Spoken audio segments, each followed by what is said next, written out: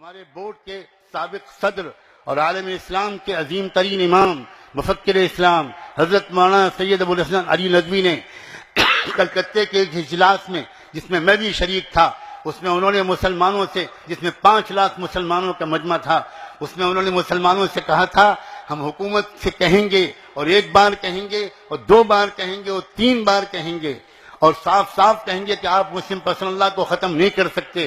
آپ قانون شریعت میں تبدیلی نہیں کر سکتے، آپ یکساں سول کوڈ کو نافذ نہیں کر سکتے۔ اس ملک کا آئین نے ہر قوم کو، ہر اقلیت کو حق دیا ہے کہ وہ جس مذہب پر چاہے، جس تہذیب پر چاہے عمل کرے، اس کو پروپیگیٹ کرے، آپ اس کو بدل نہیں سکتے۔ ہم حکومت سے کہیں گے اور بار بار کہیں گے، لیکن انہوں نے اس کے بعد کہا تھا مسلمانوں ہم حکومت سے کہیں گے 1 بار 2 بار 3 بار، لیکن ہم تم سے کہیں گے 10 بار، اور حکومت کی اگر ہم ہاتھ پکڑیں گے تو اے مسلمانوں ہم تمہارا گریبان پکڑیں گے۔ اس کے بعد جو کچھ انہوں نے کہا تھا، میں اپنے لفظوں میں اس کو آپ سے کہنا چاہتا ہوں، کون سا قانون ہے جو آپ کو اس پر مجبور کرتا ہے کہ آپ اپنے بچوں کو اعلیٰ تعلیم نہ دلوائیں؟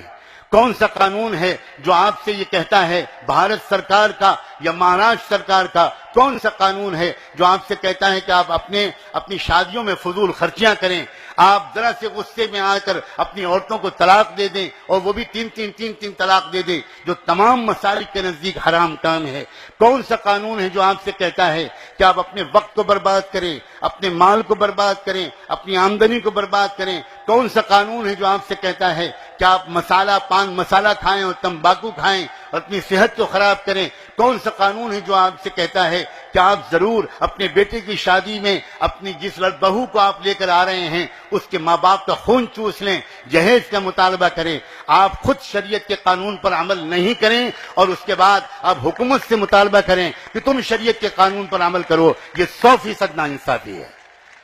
یہ 100% ناانصافی ہے۔ آج آپ کو اپنے ان گناہوں سے توبہ کر کے اٹھنا ہوگا، اور یہ عہد کر کے اٹھنا ہوگا، نہ ہم جہیز کا مطالبہ کریں گے، بلکہ مطالبہ کسی قیمت پر ہم جہیز کے لین دین نہیں کریں گے۔ آپ جانتے ہیں جس وقت وہ لدی ہوئی بارات جاتی ہے شہنائیوں کی گونج میں، آپ جس راستے سے بارات کو لے کر جاتے ہیں، کسی نہ کسی کچے پکے گھر میں اگر کسی غریب لڑکی نے تکیے میں منہ چھپا کر 2 آنسو بہا دیے کہ میرا باپ بھی مالدار ہوتا تو مجھے بھی کوئی بیاہ کر سسرال لے جاتا، ان 2 آنسوؤں کی نحوست کے نتیجے میں ہو سکتا ہے اسی رات اللہ تعالیٰ کی طرف سے فیصلہ ہو جائے کہ اس رشتے میں نا اتفاقی ڈال دی جائے گی، بے برکتی ڈال دی جائے گی، اور یہ رشتہ ٹوٹ کر رہے گا۔ پھر آپ ہزاروں بزرگوں سے تعویذ لاتے رہیے، مظلوم کی آہ کے نتیجے میں جو مصیبت آیا کرتی ہے، اس مصیبت کو کوئی دنیا کی بڑے سے بڑے ولی کی تعویذ دور نہیں کر سکتی۔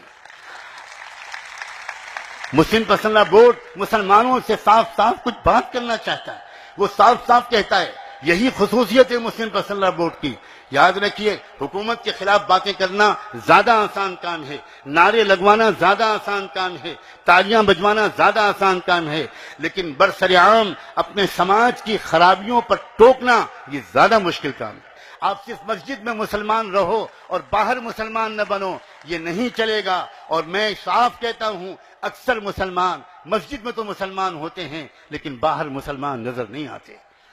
آپ نے کیوں کبھی نہیں سوچا کہ مسجد کے دروازے پر جب ہم نکلتے ہیں تو کتنی ہماری بھارت کے سماج کی نان مسلم بہنیں اور بچیاں اپنے جگر کے ٹکڑوں کو لے کر کھڑی ہوتی ہیں، اور اس انتظار میں کہ نماز پڑھ کے نمازی آئے گا، پھونک چھوڑ دے گا، میرے بچے کا بخار اتر جائے گا۔ کبھی آپ نے سوچا یا پوچھا کہ یہ بہنیں اور بچیاں آپ کے گھروں میں آ کر پھونک کیوں نہیں چھڑواتی، آپ کی دکانوں پر آ کر پھونک کیوں نہیں چھڑواتی؟ میں آپ کو اس کا جواب بتاتا ہوں، میں نے بہت سوچا ہے اور بہت پوچھا ہے۔ یہ اس کا جواب یہ ہے کہ وہ اتنا یہ بات جانتی ہیں کہ مسلمان اتنی ہی دیر تک مسلمان رہتا ہے جتنی دیر تک وہ مسجد میں رہتا ہے، اس لیے وہ مسجد سے نکلتے ہی پھونک چھڑوا لینا چاہتا ہے۔ وہ جانتا ہے کہ یہ مسلمان جس وقت دکان پر بیٹھے گا یہ بھی جھوٹ بولے گا، یہ بھی دھوکہ دے گا، یہ بھی کم ناپے گا، یہ بھی بہوؤں بیٹیوں کو دیکھے گا، اور اس وقت اس کی پھونک میلی ہو جائے گی، اس گندی پھونک سے اس کے بچے کا بخار نہیں اترے گا۔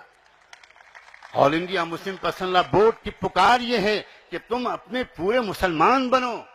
تم مسلمان بنو، تم مسلمان بنو۔ سچ کہتا ہوں، قسم کھا کے کہتا ہوں، اگر ہم مسلمان ہوتے تو یہ حالات آ ہی نہیں سکتے تھے، سوال ہی نہیں پیدا ہوتا۔ کیا قرآن کی وہ آیت جو ڈاکٹر قلب صادق صاحب نے یاد دلائی کافی نہیں ہے اس بات کی تصدیق کے لیے؟ قرآن کہہ رہا ہے اگر تم مومن ہوگے